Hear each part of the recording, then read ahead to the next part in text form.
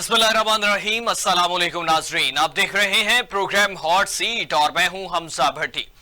नाज़रीन, वज़ीर आला खैबर पख्तूनख्वा अली अमीन गंडापुर की बानी पीटीआई से अडयाला जेल में मुलाकात हुई। वज़ीर आला केपी सरकारी प्रोटोकॉल से अडयाला जेल में पहुंचे, गेट नंबर 5 से अंदर दाखिल हुए। कॉन्फ्रेंस रूम में बानी पीटीआई और अली अमीन गंडापुर के दरमियान मुलाकात 1.5 घंटे तक जारी रही। अहम अमूर पर तबादला ख्याल भी किया गया। तहरीक इंसाफ की 24 नवंबर को एहतजाज की फाइनल कॉल सामने आ चुकी है। इस्लामाबाद इंतजामिया ने विफाकी दारुल हुकूमत में दफा 144 भी नाफिज कर छोड़ी है। एडिशनल डिप्टी कमिश्नर ने नोटिफिकेशन भी जारी कर दिया है। नोटिफिकेशन के मुताबिक इस्लामाबाद में 5 या इससे ज्यादा अफराद के इकट्ठे होने और किसी भी किस्म की मजहबी, सियासी जलसे जुलूस या इज्तिमा पर पाबंदी भी आयद कर दी गई है। और इसमें ये देखने की चीज ये है कि पाकिस्तान तहरीक इंसाफ ने एहतजाज की कॉल दी है, तो दूसरी जानिब हुकूमत वक्त जो है वो भी तमाम तर तैयारियां कर रही है। पाकिस्तान तहरीक इंसाफ की जानिब से यह कहा जा रहा है कि तमाम तैयारियां मुकम्मल कर ली गई हैं, लेकिन दूसरी जानिब 2 माह के लिए दफा 144 नाफिज कर दी गई है। और इसमें क्या होने जा रहा है, 24 नवंबर को अहम मुलाकात भी हुई है और इस मुलाकात में क्या नतीजा अखज किया जा सकता है, यह भी जानने की कोशिश करेंगे। और इस हवाले से पाकिस्तान तहरीक इंसाफ के हवाले से शर्जील मेमन साहब ने गुफ्तगू की। उन्होंने कहा कि पाकिस्तान तहरीक इंसाफ एक का जो एहतजाज है वो गरीब आदमी को रिलीफ दिलाने के लिए नहीं है, रियासत पर चढ़ाई करने के लिए है। रियासत पर चढ़ाई करके मुआफी नहीं मिलेगी, मुआफी अपने गुनाहों की सजा के बाद ही मिलेगी। और इस पे तलाल चौधरी साहब ने भी गुफ्तगू की। उन्होंने भी तनकीद का निशाना बनाया पाकिस्तान तहरीक इंसाफ को। उनकी जानिब से भी यह कहा गया कि यह तमाम चीजें जो है वो गरीब के लिए नहीं बल्कि रियासत पर चढ़ाई के लिए की जा रही हैं। उन्होंने कहा कि पाकिस्तान तहरीक इंसाफ अपनी जो भी गलतियां करेगी, रियासत के मुखालिफ चलते हुए उनकी सजा भुगतेगी, उसके बाद ही मुआफी हो सकती है। इन तमाम तर तफसीरात पे बात करेंगे। हमें ज्वाइन किया है शाहिद इकबाल भट्टी साहब ने, सीनियर तज्जियाकार हैं, और आयशा नुमान साहबा ने ज्वाइन किया है, सीनियर तज्जियाकार हैं। दोनों को खुशामदीद कहता हूं। आयशा साहबा आपसे आगाज करना चाहता हूं। पाकिस्तान तहरीक इंसाफ पुरुमीद दिखाई दे रही है, मुलाकात हुई है अडयाला जेल में और प्रोटोकॉल के साथ अली अमीन गंडापुर साहब वहां पे मौजूद हैं। एक तरफ गिरफ्तारियां अमल में आ जाती हैं, मुलाकात के लिए जाएं, दूसरी तरफ प्रोटोकॉल के साथ मुलाकात, क्या वजह है? देखिए हमजा, किसी भी मुआशरे में, महज़िब मुआशरे की मैं बात कर रही हूँ, वहां पर एहतजाज करना जो है हर जमात का, हर सियासी जमात का, हर फर्द का जो है एक जमहूरी हक है। इससे ना तो किसी हुकूमत को रोकना चाहिए, ना रोकना बनता है। लेकिन अगर आप खिलाफ आइन, खिलाफ कानून जाकर आप जो है एक ऐसी कदगन लगा रहे हैं आम अवाम पर, सियासी रहनुमाओं पर, सियासी पार्टियों पर, तो यहां से जो है ये एक चीज जाहिर होती है कि ये हुकूमत किस कदर बौखलाहट का शिकार है। आप देखिए, अब तक जो है जब से इन्होंने इक़्तिदार संभाला है, मांगे तांगे की हुकूमत बनाकर इन्होंने फॉर्म 47 की बुनियाद पर ये लोग इक़्तिदार में आकर बैठे हैं। शुरू दिन से ही इनकी बुनियादें खोखली हैं। आप देखें, इनके पास इतनी सीटें भी नहीं थी कि ये 2/3 अक्सरियत हासिल कर सकते। किस तरह से ये एक आर्टिफिशियल किस्म का जो इत्तेहाद है ये बनवाया गया, बनाया नहीं गया, बनवाया गया। ये जो इत्तेहाद है ये शुरू दिन से ही बड़ा गैर फितरी किस्म का था। ठीक है, अब आप कुछ दिन पहले ही आपको बिलावल भुट्टो के भी गिले शिकवे नजर आ रहे हैं। अब जहां पर जनाब कोई एहतजाज की कॉल आती है ना, यहां पर ही जो है कि इस हुकूमत वक्त की जो है वो नैया जरा डोलना शुरू हो जाती है। फिर जनाब बड़े बड़े हमारे सरकर्दा रहनुमाओं जो हैं, जिसमें तलाल चौधरी साहब हैं, अजमा बुखारी साहब है, मरियम औरंगजेब साहब है, बड़े बड़े नाम जो है ना वो फिर जनाब स्क्रीन पे आके बैठते हैं और बड़ी बड़ी तावीलें हमें सुनाते हैं कि जनाब पाकिस्तान के हक में जो है ये बेहतर नहीं है, ये पाकिस्तान के साथ फैसल वाडवा साहब भी उसमें शामिल कर लीजिए, शर्जील इनाम मेमन साहब भी कर लीजिए। फैसल वाडवा साहब हुकूमती सफ में नहीं है, लेकिन वो जिस सफ में है ना, वो आपको पता है वो सफ बिल्कुल पहली सफ है। ठीक है, उसको आप इग्नोर नहीं कर सकते। अगर फैसल वाडवा साहब बोल रहे हैं तो समझ लें ये शहबाज शरीफ साहब से ऊपर की कोई चीज है जो उनसे बुलवा रही है। तो अब आप फैसल वाडवा का जो कंपैरिजन है वो आप तलाल चौधरी साहब से, अता तारड़ से या मरियम औरंगजेब साहिबा से नहीं करेंगे। बहुत ज्यादा प्रेस कॉन्फ्रेंस फिर जो है वो मायना खेज हो सकती है। जी, मायने खेज भी हो सकती है और बाकायदा तौर पर जो है वो इशारों कनायों में जो है वो अपना अगला लाए हमल या फिर जो है अपना पैगाम भी दिया जाता है। लेकिन बात यहाँ पर हो रही है कि इस वक्त जो हमारे सामने बैठे हुए हैं ना, पसे पर्दा जो है वो तो कोई और हो सकता है, लेकिन जो इस वक्त सामने है मैं तो उनकी बात कर रही हूँ। और जिनकी मैं बात कर रही हूँ इस वक्त वो शदीद तरीके से बौखलाए हुए हैं। कभी वो यहाँ की दौड़े लगा रहे हैं, कभी वो अमेरिका जाते हैं, कभी वो स्विट्जरलैंड जाते हैं, कभी वो लंदन की यात्रा पे चले जाते हैं। मतलब समझ से बाहर है। अगर आप लोग अवामी ताकत पर के बलबूते पर आए हैं इक्तदार में, तो थोड़ा जरा अपने आप को जरा तहम्मुल में अपने अंदर पैदा करिए, निकलने दीजिए। जब आपके हाथ में सारी चीजें कंट्रोल में है, जब आप बार बार आके कहते हैं जी हर चीज कंट्रोल में है, आपने जो है कितनी ज्यादा नफरी दोबारा से तैयार कर लिया इस एहतजाज को रोकने के लिए। IMF ने जितना कर्जा दिया है वो भी मेरे ख्याल से आप आंसू गैस के शेल खरीदने में या तो लगा देंगे, या पुलिस की नफरी को खाना पीना देने के लिए लगा देंगे, या फिर आप सड़कें तोड़फोड़ करेंगे।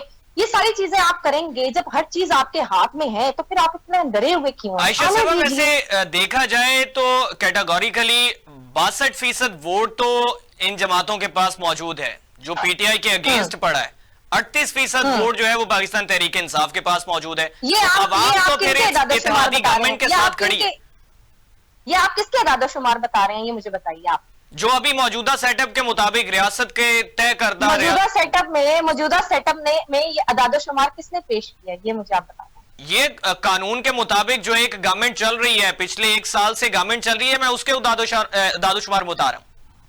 नहीं, ये बिल्कुल आप उनके मुताबिक अदादोशुमार बता रहे हैं जो इस वक्त करता धरता है। आप बता दीजिए कौन से अदादोशुमार बेहतर हैं और कौन से जो हैं वो आप भी जानते हैं, या आप भी जानते हैं कि कितनी सीटें मिल रही थी और रातों रात फिर कितनी सीटें जो हैं वो दिलवाई गई।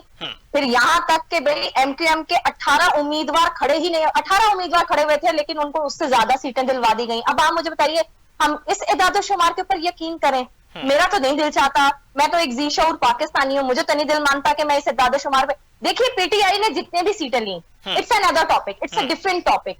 बात यहाँ पर यह की जा रही है कि अगर वो एहतजाज करने जा रहे हैं, अगर उनके साथ जुल्म ज्यादती हो रही है, अगर उनके साथ जबर हो रहा है, तो आप उनको आइन के दायरे में रहते हुए, कानून के दायरे में रहते हुए उनको एहतजाज का हक तो देना। अब आप जैसे ही वो एहतजाज की कॉल देते हैं, यहाँ पर आपकी जनाब पुलिस की नफरी जो है वो बहुत मुतहरिक हो जाती है, रातों रात जनाब रेडें पड़ना शुरू हो जाती हैं, कभी किसी को उठा लिया जाता है।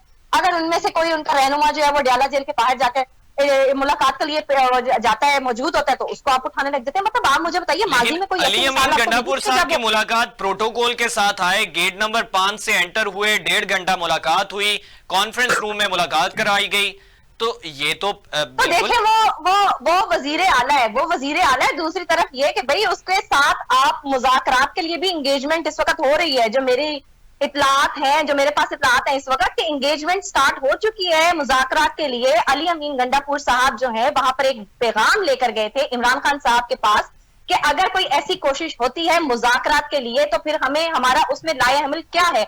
और अलीमा खान का भी आप अगर आप अभी का बयान जो है वो अगर आप देख लें कि उन्होंने ये इस बात का इंदिया दिया है कि अगर मुज़ाकरात कामयाब हो जाते हैं तो फिर ये 24 तारीख की जो एहतजाज की तारीख है ये जश्न में तब्दील होगी। तो आप देखें ना चीजें यहाँ से भी आप थोड़ा सा इंप्रेशन मुज़ाकरात किस पे हो सकते हैं? मुतालबे तो 3-4 सामने हैं। 26वीं तरमीम को वापस लिया जाए, रिहा किया जाए खान साहब को, हमारा मैंडेट वापस किया जाए, इनमें से कौन सी चीज ऐसी है जो वापस मिल सकती है? देखें, अगर किसी ने सोच लिया है कि कुछ भी नहीं करना, कुछ भी वापस नहीं करना, तो फिर तो नहीं हो सकता। लेकिन अगर आप इतने बड़े बड़े नारे लगाते हैं कि अवामी मुफादात की खातिर आए हमारे साथ टेबल पे बैठे, आए हमारे साथ मुज़ाकरात करें, संजीदगी से सोचते हैं, संजीदगी से मुल्क के लिए आगे बढ़ते हैं, तो फिर तो मुज़ाकरात के लिए आपको बैठना पड़ेगा। फिर कुछ लो और दो की पॉलिसी होगी। अगर वहां से 4 मुतालबात आते हैं तो फिर आपको 2 तो मानने पड़ेंगे। लेकिन मेरा जहां तक ख्याल है इस वक्त जो टॉप ऑफ द लिस्ट मुतालबा है वो इमरान खान साहब की रिहाई है। और उसके अलावा जो भी बात होगी 26वीं आईनी तरमीम पर होगी। मेरे ख्याल से कि 2 मुतालबात जो है वो सरे फहरिस्त है। अगर ये मुतालबात सामने आते हैं, अगर वहां पर लोग पहुंचते हैं बड़ी तादाद में, तो फिर इन 2 मामलात के ऊपर हुकूमत को और जो लोग जिनके पास पावर है इस वक्त उनको इंगेज होना पड़ेगा, उनको जो है फिर मुज़ाकरात की टेबल पर आना पड़ेगा। भट्टी साहब क्या समझते हैं अब मुल्जिमान के मुज़ाकरात के जरिए से रिहाइयां जो है ये मुमकिन हुआ करेंगी? पाकिस्तान के आम शहरियों को भी इस तरह की सहूलियात मुयस्सर होंगी कि मुतालबात जो है वो मान लिए जाएं, मुज़ाकरात कर लिए जाएं तो रिहाई मिल जाएगी? अगर ऐसा हो हमजा, सॉरी मैं यहाँ पे इंटरप्ट करूंगी, सॉरी। जी। आपने अभी एक फिक्रा बोला मुल्जिमान। आप मुल्जिमान से मुराद क्या है आपके लिए?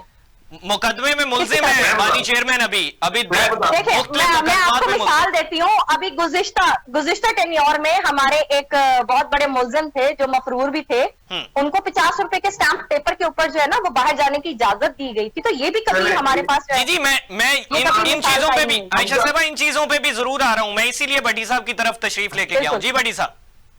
देखिए, मैं मोहतरमा की बड़ी रिस्पेक्ट करता हूँ, फीमेल्स की वैसे मैं ज्यादा रिस्पेक्ट करता हूँ। मुझे यूं लग रहा था कि आज मेरा प्रोग्राम जो है ना वो आयशा के साथ नहीं, इरशाद भट्टी के साथ है। तो मैं आंखें बंद भी करके सुन रहा था, मुझे यूं लग रहा था कि ये इरशाद भट्टी की वॉइस जो है वो फीमेल की वॉइस होगी और मैं वही सुन रहा हूं। ये पुरानी बातें हैं, बातें चंद करनी चाहिए और वो संजीदा बातें होनी चाहिए कि क्या मैं किसी भी मुल्क या किसी भी दुनिया के खित्ते में हूं और जिस मुल्क का मैं रहायशी हूं, मेरे पास उसकी नेचुरलिटी है, मैं उससे नाराज होके मैं हर्ट होता हूं। मेरे घर पे मैं पहले कब्जा करता हूं, किसी के घर पे लोगों से मिलके, चौकीदारों से मिलके घर पे कब्जा करता हूं और जब वो चौकीदार मुझसे नाराज हो जाते हैं तो कौन कब्जा करने वाले जो है आरजी मालिक के, वो दूसरे बंदे को कब्जा दे देते हैं। जब वो दूसरा बंदा आता है तो ये जो पहले जो कब्जा वाला है वो रोना पीटना शुरू कर देता है। तो उसके लिए फिर क्या मुज़ाकरात की दावत तो कच्चे के डाकुओं को भी दी जाती है पूरी दुनिया में। मुज़ाकरात की दावत तो जो पहाड़ों पे बलूचिस्तान के वो लोग चले जाते हैं उनको भी दी जाती है। तो मुज़ाकरात की दावत तो तालिबान को खालसा भी देते रहे हैं और बार-बार जी पूरा देता रहे मुज़ाकरात की दावत। तो मुज़ाकरात किस बेस पे? बेटी आपने बहुत खूबसूरत क्वेश्चन किया था कि 3 नकाती एजेंडा है जो कि इंतहाई शर्मनाक एजेंडा है। अगर मैं अपने घर में मैं कब्जा ले लूं किसी घर का और मैं एक रेंटल घर ले लूं या मैं एक गिरवी घर ले लूं और मैं उसको मजीद गिरवी कर दूं, डिफॉल्ट करने के बहाने पे छोड़ दूं और मेरे पास तजर्बा ना हो, रिगार्डलेस मेरे जितने मर्जी खिलाफ आता है, नून लीग 30 साल 35 साल रही, पीपल्स पार्टी 40 साल रही, वो गलत पार्टीज हैं, वो चोर हैं, डाकू हैं, लुटेरे, आप जो मर्जी कहते हैं। मेरा क्वेश्चन ये है कि पिछले 25 सालों में जो ये कल्ट तैयार किया है और उस कल्ट ने बिल्कुल तालिबान बनते हुए पाकिस्तान की रियासत पे 9 मई को हमला किया और उस हमले में पहले वो माने और उनको प्रोटोकॉल दिया गया अदालतों में। मानने के 6 माह बाद उन्होंने कहने शुरू कर दिए ये फेक है, यानी हम नहीं है, हमें एविडेंस दें, ये करें वो करें, सारे ड्रामे टोपी ड्रामे सब कुछ हो चुके हैं। जो इसका राइटर और प्रोड्यूसर है वो अंदर है और वो भुगत रहे हैं, और जो इसके यानी जो है राइटर प्रोड्यूसर तो अंदर है और वो कोर्ट मार्शल भुगत रहे हैं, और जो इसका हीरो है, बड़ी साहब माजरत के साथ मॉडल टाउन का वाकया पेश आया, उसके राइटर और प्रोड्यूसर कौन थे? 1997 1998 में अदालतों पर चढ़ाई की गई, उसके राइटर प्रोड्यूसर्स कौन और कहां पे हैं? डॉन लीग्स, उसके राइटर्स और प्रोड्यूसर्स कहां पे हैं? तो राइटर्स और प्रोड्यूसर्स तो सामने आते ही नहीं है। देखिए मेरी बात को आप नहीं, यहाँ पे भुट्टो को फांसी लगी, खान साहब आज अंदर है, मियां नवाज शरीफ को जिला वतन किया गया, बेनजीर का मर्डर कर दिया गया, ये सारी बातें अकबर भुट्टी का मर्डर किया गया। मैं स्पेसिफिक बात कर रहा हूं कि पाकिस्तान में हर काम हुआ, बेनजीर की शहादत हुई और बड़ा क्रिटिकल सिचुएशन थी, उसको रिप्लेस इमरान खान ने किया, मैं नाम ले रहा हूं। क्या बेनजीर की शहादत पे हमारी प्राइवेट और गवर्नमेंट की लाख तो जलाई गई, लेकिन क्या एक भी रियासत के इदारे के ऊपर अटैक किया गया? आप बताएं मुझे। नवाज शरीफ 2 दफा अंदर हुए, उनको हथकड़ियां लगा के उनको कार कोठरी में डाल दिया गया, एक बंदा नहीं बाहर आया, एक बंदे ने किसी एक फौजी को या किसी एक सिपाही को गाली तक नहीं दी। उस वक्त गालियां तो नहीं दी गई, लेकिन नारे जरूर लगे कि दहशतगर्दी के पीछे वर्दी और जो है वो। मैं जानना आपसे चाहूंगा कि जो सुप्रीम कोर्ट या अदालतें ये रियासत का हिस्सा नहीं है, ये रियासत की प्रॉपर्टी नहीं है। सुन तो ले, रियासत का मतलब होता है कि जो मुहाफिज हैं बाकी इदारे होते हैं, ठीक है, मैं रियासत की बात कर रहा हूं। आप किसी पे अटैक कर दें और फिर माने ना, फिर माफी ना मांगे और फिर ब्लैकमेल करें, तो मैं आज भी, मैंने पीछे एक प्रोग्राम में, किसी यूट्यूब के प्रोग्राम में ये कह दिया कि अगर मैं उनकी जगह होता, अता कारण मेरे बड़े अच्छे दोस्त हैं, आपके चैनल का भी उन्होंने विजिट कर लिया, तो मैं ये कहूंगा कि अता कारण साहब ने 2 जो प्रेस कॉन्फ्रेंसेस की थी, मेरा आज तक उनसे यही सवाल है, जब भी मुझे मिलते हैं मैं उनसे पूछता हूं कि अभी तक इस पार्टी को बैन क्यों नहीं किया। ये इससे निगोशिएशन किस बात की, तालिबान से हम उस जो पार्टी जिसने रियासत पाकिस्तान पे 9 मई को हमला किया, पहले वो माने, उनकी फुटेजेस मौजूद है, वो टेम्पर्ड नहीं है, वो ये नहीं है कि उनको इजाजत दी गई, नहीं उनको रोका क्यों नहीं गया, रोका क्यों नहीं गया, तो उन्होंने हमला हुआ है भाई, हमारे जहाजों को जलाने की कोशिश की गई है, हमारे शोधा के कुत्तों को तोड़ने की कोशिश की गई है, हमारे ऊपर धावा बोला गया है। अब आप अपना कसूर ना माने और कहीं हमसे, मुझे आपकी बात को तस्लीम करते हुए, आपकी बात को तस्लीम करते हुए ये सब कुछ हुआ और काबिल मज़म्मत अमल है, सुन लीजिए, नहीं मैं आपसे मजीद जानना चाहता हूं, आपसे मजीद जानना चाहता हूं, आपकी बात को तस्लीम करते हुए ये एक सवाल आपसे जानना चाहता हूं कि जो अब तक लोग गिरफ्तार हैं उनको क्या सजाएं दी गई, प्रेस कॉन्फ्रेंस के बाद जो लोग इस मुकदमात से खत्म कर दिया गए, उनके मुकदमात उनको डिस्चार्ज कर दिया गया, वो किस बिना पे डिस्चार्ज किया गया, क्या वो लोग मुलव्वस नहीं थे? दूसरा ये कि जो अभी तक जेलों में कैद लोग हैं जिनकी निशानदहियां हो चुकी, उनको क्या सजाएं मिली हैं आम शहरियों के अलावा? अच्छा, मैं बिल्कुल एग्री कर रहा हूं। आपको याद होगा कि ये 9 मई का वाकया, अब तो खैर 9 मई के वाकये को भी 1.5 साल तकरीबन होने को है। 9 मई के वाकयात के बाद कुछ 70,000 लोगों को जो है वो पकड़ा गया, टारगेट किया गया। 70,000 में से 700 लोग रह गए, कोई 6 माह बाद बाहर आ गया, कोई प्रेस कॉन्फ्रेंस करके बाहर आ गया, जिसकी जितनी इन्वॉल्वमेंट थी उसको किसी को रिलीफ दे दिया गया। मैं आपसे डिसएग्री नहीं कर रहा हूं, ठीक है। जो बात है कि जो इस वक्त 600-700 बंदा है और 26वीं आईनी तरमीम के बाद 27वीं आईनी तरमीम की बात हो रही कि इनको मिलिट्री कोर्ट में डाल दिया जाएगा। मुझे यह बताएं कि इमरान खान के ने अगर इतना बड़ा वो पाकिस्तान का चैंपियन बन गया है और उसने वो कल्ट तैयार नहीं किया, पाकिस्तानी अवाम सिर्फ और सिर्फ इमरान खान की मदाह है और वो इमरान खान के साथ है, जो बार बार मुल्क का बेड़ा गर्क करने के लिए तुला हुआ है, और उसके अलावा एजिटेशन के अलावा उसके पास कोई पॉलिसी नहीं है। उसने तो गवर्नमेंट में होते हुए भी एजिटेशन की, वो गवर्नमेंट से बाहर भी एजिटेटर है। यानी एक ऐसा लीडर अल्लाह ताला ने हमारे ऊपर नाज़िल कर दिया, इस कौम के ऊपर कोई अज़ाब इलाही है। ये कोविड इतना बड़ा अज़ाब इलाही नहीं है, ये कोरोना इतना बड़ा अज़ाब इलाही नहीं है। वो भी उसी गवर्नमेंट में बचाव हुआ और पाकिस्तान की मिसालें दी गई कोविड में जिस तरह से सर्वाइव किया। मेरी बात को पूरी होने दिया करें, मेरी बात। मैं ये कह रहा हूं कि इमरान खान के पास सिवाय एजिटेशन के प्रोग्रेसिव प्रोग्राम क्या है? वो सारी जिंदगी नहीं छूट सकता। पाकिस्तानी एटॉमिक पावर वाला मुल्क है, इसकी फौज दुनिया की टॉप 3 में से एक फौज है। पाकिस्तान की फौज पे अपने ही मुल्क की सबसे बड़ी पार्टी कहलवाने वाली पीटीआई ने हमला किया है। अगर पाकिस्तानी फौज हमला के मास्टर माइंड्स को सजा नहीं देती, लेकिन 9 मई से पहले वाली पीटीआई और 9 मई के बाद इन्होंने असेंबलियां तोड़ दी, इन्होंने रिजाइन कर दिया, इन्होंने धरने दे दिए। वो रिगार्डलेस वो जो कुछ भी करते रहे वो अलग बातें, अब वो ऑडियो वीडियो सारी लीक हो रही हैं कि वो तारिक कादरी क्या करता रहा, इमरान खान क्या करता रहा 2014 से लेके। मैं बात कर रहा हूं 9 मई और 9 मई के बाद के वाकयात की। 9 मई में अगर इमरान खान मास्टर माइंड और उसका हीरो इमरान खान है, उसको सजा नहीं दी जाती, तो मेरा एक क्वेश्चन मार्क में छोड़े जा रहा हूं पाकिस्तानी अवाम के लिए।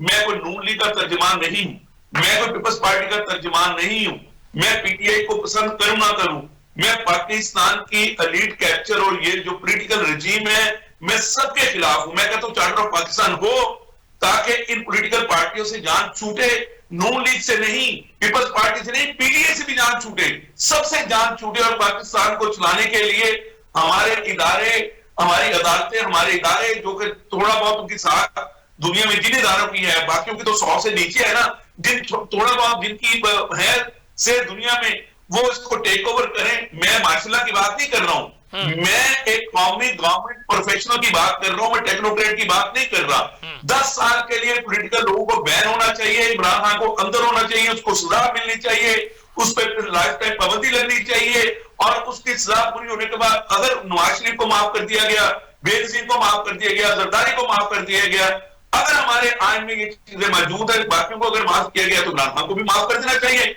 लेकिन जो बंदा रियासत के ऊपर हमला करता है, चाहे वो नवाज शरीफ है, चाहे वो जरदारी है, चाहे वो बिलावल है, चाहे वो इमरान खान है, इनकी लाइफ टाइम इनकी जो है वो पॉलिटिक्स बैन होनी चाहिए। पाकिस्तान के ऊपर कंप्रोमाइज नहीं होना चाहिए। पाकिस्तान की मईशत के ऊपर, चार्टर ऑफ पाकिस्तान के ऊपर जो भी कंप्रोमाइज करेगा उसको निस्तनाबूद कर देना चाहिए, उसको फांसी लगा देनी चाहिए, उसको हैक कर देना चाहिए, उसको उठा के बाहर फेंक देना चाहिए, जिस तरह मर्जी उसका सोल्यूशन निकालें, लेकिन खुदा पाकिस्तान को तरक्की की राह पे चलने दे। ये फॉर्म 47, 45, ये पहले आरओ के इलेक्शन, ये आज रो पीट रहे हैं। अगर ये फॉर्म 47 की गवर्नमेंट थी तो इन्होंने उसी फॉर्म 47 के स्पीकर के नीचे ओथ क्यों लिया? ये ना बैठते असम्बलियों में, असम्बलियों से क्विट कर जाते, जैसे पहले इन्होंने असम्बलियां तोड़ी थी। ये आधा तीतर आधा बटेर नहीं हो सकता। इमरान खान ने पाकिस्तान का जितना बड़ा गर्व करना था, जब तक उसकी जिंदगी है, अल्लाह करे वो 100 साल से ज्यादा रहे, लेकिन अल्लाह ना करे कि वो पॉलिटिक्स में एक दिन भी रहे। ठीक है, बड़ी साहब एक शॉर्ट ब्रेक लेनी है, बड़ी साहब ब्रेक पे जाना है, ब्रेक के बाद वापस आते हैं तो यहीं से जो है वो गुफ्तगू का सिलसिला आगे बढ़ाएंगे। हमारे साथ शाहिद इकबाल भट्टी और आयशा नुमान साहबा मौजूद हैं। पाकिस्तान तहरीक इंसाफ की जानिब से फाइनल कॉल 24 नवंबर को ऐलान कर दिया गया। दूसरी जानिब हुकूमत ने भी जो है वो दफा 144 नाफिज कर दी है और 9000 से ज्यादा जो है वो इसमें मुहाफिजीन को तलब कर लिया गया, FC के नौजवान उसमें शामिल किए गए। और दूसरी जानिब अडयाला जेल में अहम मुलाकात हुई इस सिचुएशन में और मुज़ाकराती अमल का भी सिलसिला जारी हो चुका। ब्रेक के बाद वापस आते हैं, हमारे साथ रहिएगा।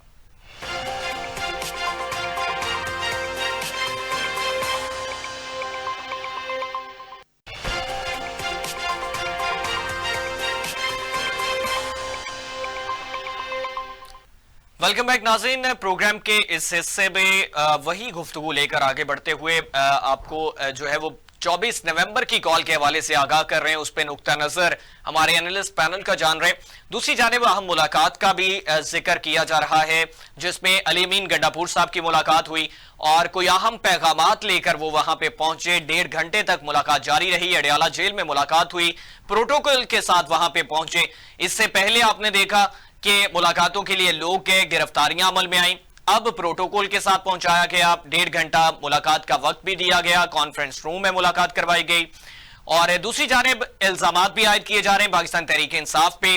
पाकिस्तान तहरीक इंसाफ हुकूमत वक्त पे इल्जामात लगा रही है। क्या सिचुएशन बनने जा रही है, जानने की कोशिश करते हैं। जी आयशा साहबा, शाहिद इकबाल भट्टी साहब कहते हैं कि तमाम तर चीजें जो हैं, तमाम सियासी जमातों को जो है वो 10 साल के लिए एक साइड पे कर देना चाहिए, कौमी हुकूमत बननी चाहिए। उस कौमी हुकूमत के लिए लोग कहां से लाएंगे, वो चांद तारे कहां से लाएंगे कि वो हुकूमत जो है वो पाकिस्तान का सही समत में ले जा सके, पाकिस्तान के सही जो है वो मुस्तकबिल का फैसला कर सके। देखिए, मैंने शाहिद इकबाल साहब की बातें सुनी और यकीन मानिए इतनी जज्बाती गुफ्तगू सुनने के बाद मुझसे इंतजार नहीं हो पा रहा था। मैं चाह रही थी आप मुझे मौका दें, मगर इतनी इम्यूज हो रही थी मैं इनकी बातों से, इनकी गुफ्तगू से, कि मैंने चाहा ही नहीं कि मैं इनको इंटरप्ट करूं। मैं इनकी मुकम्मल जो बातें हैं वो मैं सुन लूं, गुफ्तगू इन्होंने जो की। अब मैं आपको इतना बता दूं कि मुझे इस वक्त शाहिद इकबाल साहब जो है ना वो तज्जिया निगार कम और हुकूमती फरीक ज्यादा नजर आ रहे थे।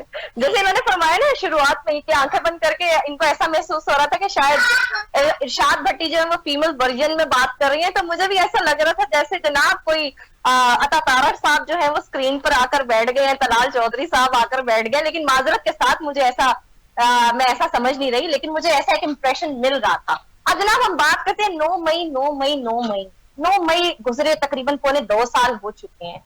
9 मई के बाद ही 8 फरवरी आया था। उस 8 फरवरी में जिस तरह से 9 मई का बयानिया दफन किया गया ना, पूरी दुनिया ने इसका नजारा किया। अब इमरान खान किसी को पसंद है, किसी को नहीं पसंद, वो एक अलग टॉपिक है। नून लीग किसी को पसंद है, नहीं पसंद, वो एक अलग टॉपिक है। बात सारी ये है कि पाकिस्तान की 25 करोड़ अवाम ने जिसको अक्सरियती वोट दिया ना, वही इस वक्त पाकिस्तान की सबसे मकबूल तरीन जमात है, उसी का लीडर पाकिस्तान का सबसे मकबूल तरीन लीडर है। तो जनाब 9 मई से पहले जो ना तैयारा अगवा केस भी हुआ था, अगर किसी को याद हो, वो कहते हैं ना यादें माजी अजाब है यार, छीन ले मुझसे हाफजा मेरा।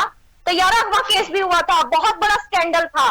सिटिंग आर्मी चीफ का तैयारा जो था वो मोड़ने की कोशिश की गई थी। जनाब कहाँ है उनके कल्प्रिट्स? उनको क्यों नहीं फांसी के फंदे पर लटकाया गया? क्यों नहीं उनको निशाने इबरत बनाया गया? बनाते ना निशाने इबरत, फिर आगे आने वाली तमाम नस्लें, तमाम लीडर जो थे वो कुछ इबरत पकड़ते। इमरान खान भी जो है 9 मई की जो है पूरी एक जो हदायतकारी है वो नहीं करते।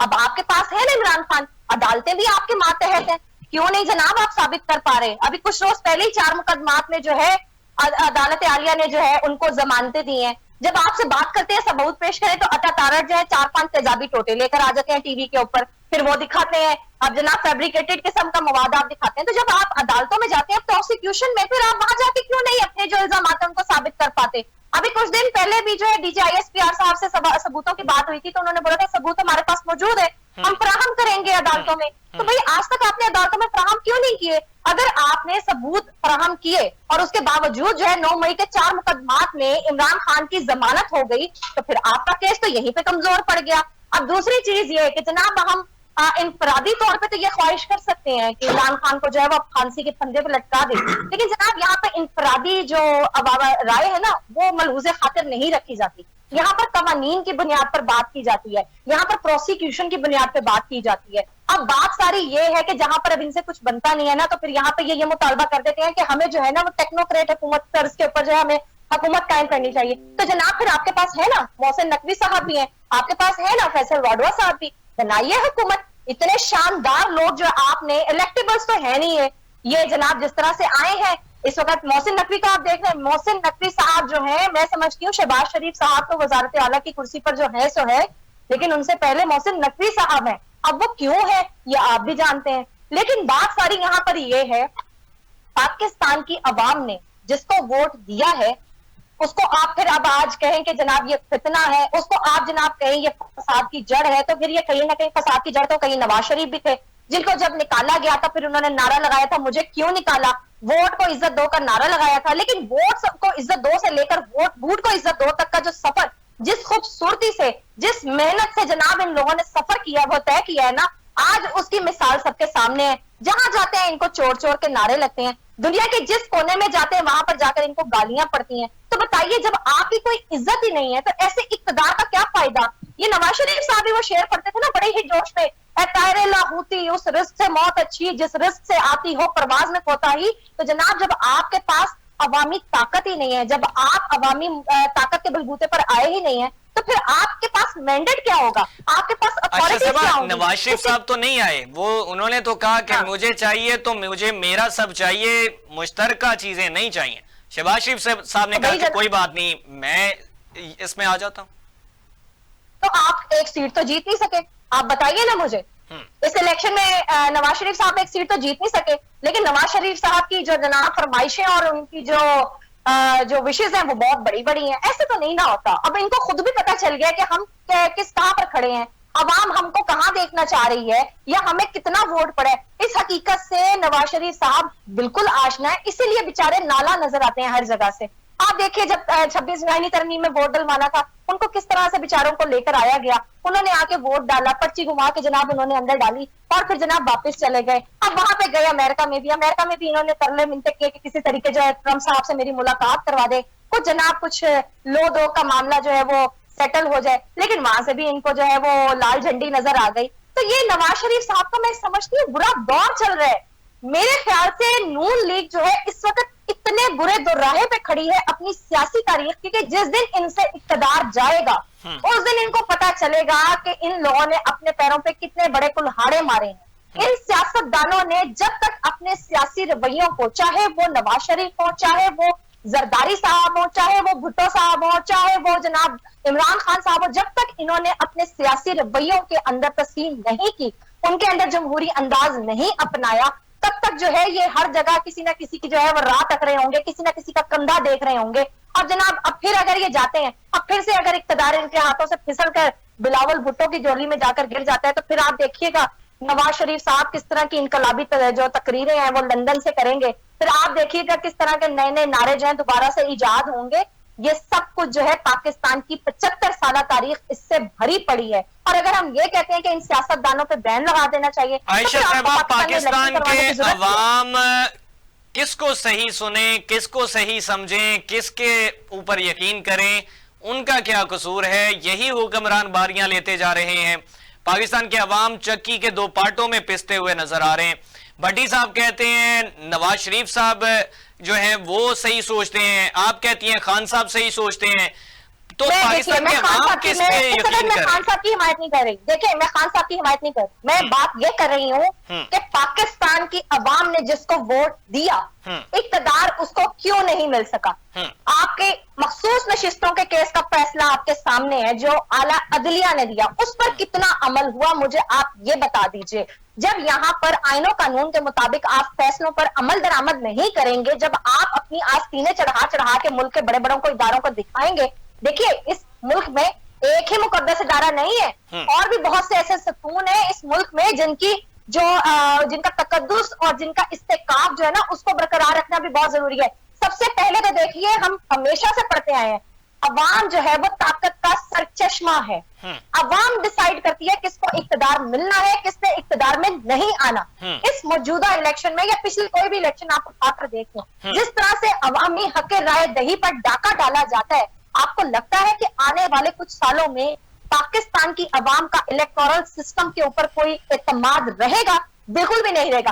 आज आप रेफरेंडम करवा कर देख ले, इस 2024 के इलेक्शन के बाद पाकिस्तान की अवाम ये बात मानने को तैयार ही नहीं है कि पाकिस्तान में कभी भी शफाफ इलेक्शन हो सकते हैं या पाकिस्तान में जो इलेक्टेबल्स हैं उन्हीं को इक़्तिदार दिया जा सकता है। बिल्कुल भी नहीं। पाकिस्तान की अवाम को इस हालिया इलेक्शन के बाद इस बात पर यकीन हो चला है कि यहाँ पर जो सबसे बड़े किंग मेकर्स है ना, उन्हीं की मर्जी से जो है हुकूमतें बनती हैं, उन्हीं की मर्जी से जो है वो इक़्तिदार दिया जाता है। फिर चाहे मुजीबुर रहमान हो, फिर चाहे इमरान खान हो, फिर चाहे जुल्फिकार अली भुट्टो हो, फिर चाहे मोहतरमा बेनजीर भुट्टो शहीद साहिबा हो, कुछ भी हो, कोई भी हो, यहाँ पर हमेशा से जिस तरह से अवामी राय के ऊपर डाका डाला गया है ना, वो काबिल मुजम्मत था, है और रहेगा। जी भट्टी साहब, आयशा साहबा तो बिल्कुल उन चीजों पे डटी खड़ी हैं कि ये तमाम तर चीजें हुई हैं और ये काबिल मजम्मत अवामिल हैं। आपकी राय क्या है? आप किस तरह से समझते हैं कि अब इन तमाम माजी की चीजों से आगे कैसे बढ़ा जा सकता है? दोबारा से एहतजाज की कॉल मिलती है तो वहीं पे 9000 एहलकार इस्लामाबाद में तलब कर लिए जाते हैं, दूसरी जानिब धमाकों का सामना करना पड़ रहा है, वहां पे लोग जो हैं वो मर रहे हैं, अटैक हो रहे हैं, और इसमें चाइना के जो यहाँ पे लोग मौजूद हैं उनको निशाना बनाया जाता है। तो पाकिस्तान तो हर समत से जो है वो तंग गहरे में जो है वो नजर आ रहा है। तो किस तरह से ये मौजूदा सेटअप जो है ये दुरुस्त समझ जा सकता है? पाकिस्तान के अवाम की खुशी कहां से नजर आ सकती है? देखिए वो खवातीन के साथ मैं बहस तो नहीं कर सकता, क्योंकि वो जब बोलना शुरू करती है तो वो रुकती नहीं है, वो चाहे वो लॉजिकल हो या इलॉजिकल हो। एक बात तो मैं मानूंगा कि मोहतरमा ने कोई 20 मिनट लिए और मैंने 7 मिनट लिए, तो वो मेरी बात पे याद नहीं है, चाहे वो इमरान खान हो, नवाज शरीफ हो, जरदारी हो, गुलावल हो, ये पॉलिटिशियन ठीक नहीं है। तो मैं तर्जुमान नहीं हूं। I never said that. I never said that. I just said कि भाई इनको अपने जमहूरी रवैये अपनाने होंगे, इनको किसी और के कंधे पर बंदूक नहीं चलानी होगी। लेकिन दुनिया में कहीं जमहूर नहीं है, खुदा के लिए जमहूर को छोड़ें। पाकिस्तान की ब्रीड में जमहूर का खमीर ही नहीं है। पाकिस्तान में एक रेडी वाले से लेके एक एलीट को के जो लोग हैं उनमें किसी में हमारे घर में जमहूर नहीं। बड़ी साहब एक स्टेज पे हर सियासी जमात स्टेज पे खड़ी होकर ये कह दे पाकिस्तान के अवाम को कि जमहूर मौजूद नहीं है, जमहूरी रवैया नहीं चलेगा, जमहूरियत को तरजीह नहीं दी जाएगी। तमाम सियासी जमातों को एक दफा कहना चाहिए अपने अपने स्टेज से। सुन तो लें जी, सुन तो लें।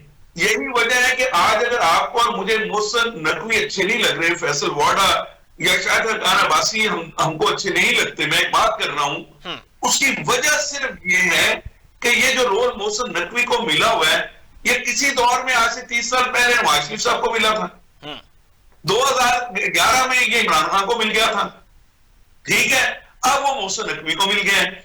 मैं बात कर रहा हूं सीधी और खरी, बिना इलेक्शन जीते ये तमाम चीजें मिल गई थी। और भाई ये वोटिंग का ये बार बार कहती है ना कि वोट का हक दो 2018 से, भाई कौन वोट, आप बताएं कि आप मुझे नहीं जानते, इनके सोर्सेज मुझसे ज्यादा हैं क्या? इन्होंने मेरी तरह इलेक्शन लड़े हैं?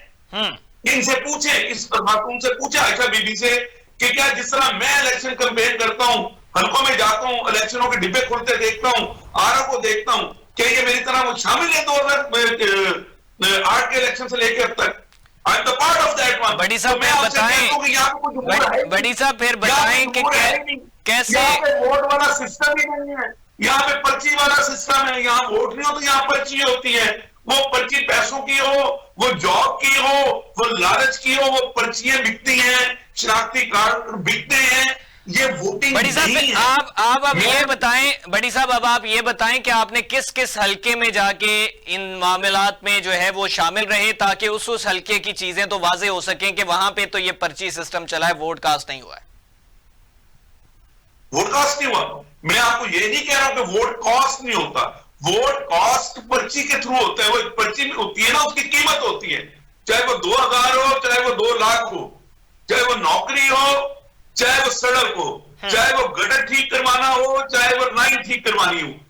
देखिए यहाँ पे बयानी का लफ्ज मोहतरमा ने, आयशा ने, वो हमने रट्टा लगा लिया, बयानी का मतलब पहले नारा होता था ना, नारे आज तक रोटी कपड़ा और मकान लूट के खा गए सारे हुक्मरान। मुझे ये पहले ये बताइएगा कि कभी नारों पे भी कभी किसी ने कोई वोटिंग दी है क्या? बयानियों में भी क्या?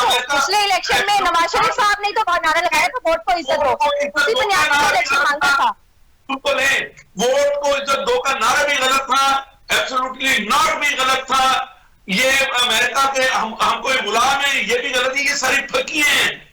ये जितने भी पॉलिटिशियंस हैं, ये इनके, मैं बार बार कह रहा हूँ, ये जमहूरी पार्टीज नहीं है। भट्टी साहब आप बताइए ना, किसको इख्तियार देना चाहिए? आप खुलकर बोले, इख्तियार किसको देना चाहिए? मैं तो कह रहा हूँ, आपने एक लफ्ज बोला रेफरेंडम, आपको दे देना चाहिए, मुझे दे देना चाहिए। नहीं सर, मैं तो, मेरी तो ये जॉब ही नहीं है, मेरी ये जॉब ही नहीं है।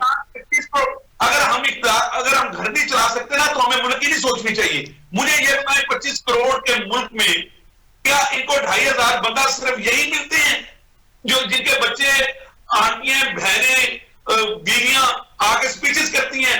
ये 24 नवंबर को 10 दिन के शॉर्ट टाइम पे बार बार थ्रेट करना, ये निकाल ले जो कुछ निकाल ले। मैं तो गवर्नमेंट के इसलिए खिलाफ हूं कि इनको सर्विस देके इनको छितर मार लेते हैं। ये बात में कि 5 लाख बंदे ना इकट्ठे करें, सारी जिंदगी के लिए इनको बैन कर देना चाहिए। ये रास्ते क्यों रोकते हैं? ये देखिए भट्टी साहब, ये आपकी मेरी ख्वाहिश में नहीं होगा कि किसको बैन करना है किसको नहीं, ये तो अवाम पाकिस्तान ने जो है तो करना है। देखिए पॉलिटिकल एक्ट में जब हमारा इलेक्शन कमीशन जो बॉडी है जो इलेक्शन को हेड करती है, जब उसमें हमारे बात नहीं है, तो मुझे ये बताएं, जब हम उसको ही नहीं मानते, इलेक्शन कमिश्नर को नहीं मानते, उस बॉडी को नहीं मानते, हमारे जजेस डिवाइडेड हैं, 8 जज उधर हैं, 8 जज उधर हैं, हमें आज आपको वो जजेस डिवाइडेड नजर आ गए, आज आपको जजेस डिवाइडेड नजर आ गए, जब 6 जजेस का खत सामने आया था, काजी ईसा साहब का भी किरदार आप बताते चले ना।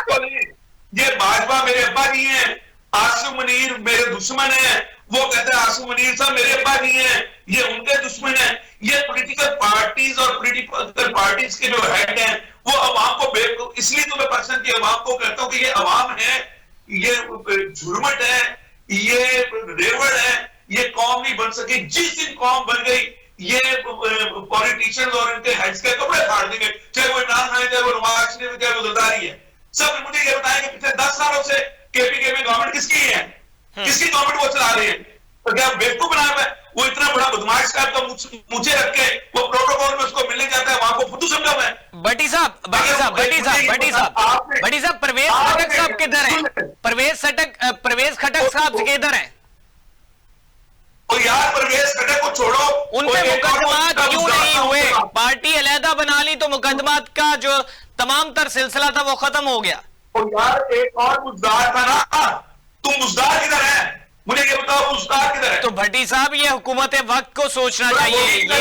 ये हुकूमत वक्त अगर दीगर लोगों पे मुकदमात करते हैं, मतलब एक सारी चीजें तमाम चीजें तब होंगी जब आप पीटीआई का हिस्सा होंगे। मेरी बात सुन ले, मैं कोई तज़किया नहीं देना चाहता, मैं एक मिसाल दे रहा हूं। जी जी। अगर आपके घर को खतरा हो, आपके घर में असला मौजूद हो और आपके पास पैसे ना हो, आपने उधार से पैसे लिए हुए लोगों से, हमसायों से और अपनी कम्युनिटी से उधार पकड़ लिया और उधार के ऊपर सूद दे रहे हैं, और आपके घर में जो है ना वो असला बहुत है, ठीक है, तो सारे डरेंगे, जिन्होंने पैसा वापस लेना वो भी डरेंगे। अब वो जो रखवाली करने वाले असले के, उनको ये डर है कि यार अगर यहाँ पे पैसे ना दिए गए तो ये असला कोई भी उठाकर जाके चला देगा।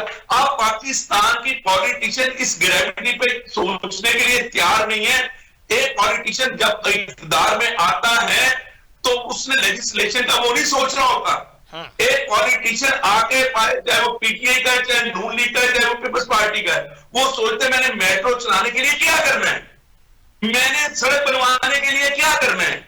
वो ये नहीं सोचता कि मैंने स्कूलों को अपग्रेड कैसे करना है, मैंने तालीम के लिए कौन सी पॉलिसी देनी है, मैंने साफ पानी के लिए क्या करना है, मैंने एनवायरमेंट के लिए क्या करना है, मैं प्राइवेटाइजेशन को खत्म करूंगा, मैं पब्लिक को मैं मिलूंगा, मैं प्राइवेट और गवर्नमेंट के मर्जर करवा के एंटरप्रेन्योरशिप में मैं कोई वैकेंसीज क्रिएट करूंगा।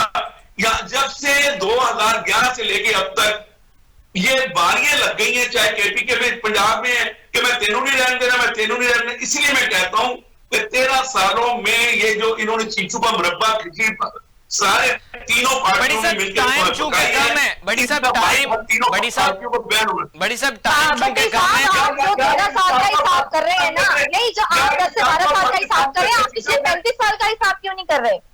उनमें कौन नखट्टू लोग आके पाकिस्तान पर बैठे थे जिन्होंने अरबों का कर्जा लाके पाकिस्तान के सर पे खड़ा कर दिया। आज आप 3.5 साल का मुआवजा जो है वो 35 साल से कर रहे हैं, तो ये तो बहुत खुली 3.5 साल नहीं है। मैं केपीके की गवर्नमेंट को भी मैं केपी के वफाक में तो नहीं था ना, देखिए केपी के वफाक में तो नहीं था ना। भाई मैं वफाक की बात ही नहीं कर रहा हूं, 18वीं तरमीम के बाद ये बताएं, एक पुराने चोर है, एक पुराने चोर और डाकू है, एक नया फ्रॉडिया आ गया है, तो आप कह रही फ्रॉडिया को चोर और डाकू बनने दे, बाकियों को बैन कर दे। ये पाकिस्तान की अवामुन्नास जो है चीज का डिसीजन लेना है कि फ्रॉडिया कौन है वो देखिए, तो जिसने रेवंत सिंह के साथ खड़े किया, आप उसको क्यों नहीं कह रहे कि वो सबसे बड़ा चोर है? आप उनकी तर्जुमान ना बने, अगर वो चोर और डाकू सुन ले। मुझे पीटीआई की तर्जुमान आप कह रहे हैं, मुझे के तर्जुमान कर लग रहे हैं इस वक्त। नहीं बकौल आपके आप पीटीआई की तर्जुमान लग रही है। अगर जरदारी डाकू है बकौल आपके पीटीआई के, बकौल आपके और पीटीआई के नवाज शरीफ चोर है, आप कहती हैं वो चोर है ना? पीटीआई वाले भी चोर है, पीटीआई वाले भी चोर है, साफ करें क्यों नहीं करते? ठीक है बड़ी साहब, बड़ी साहब,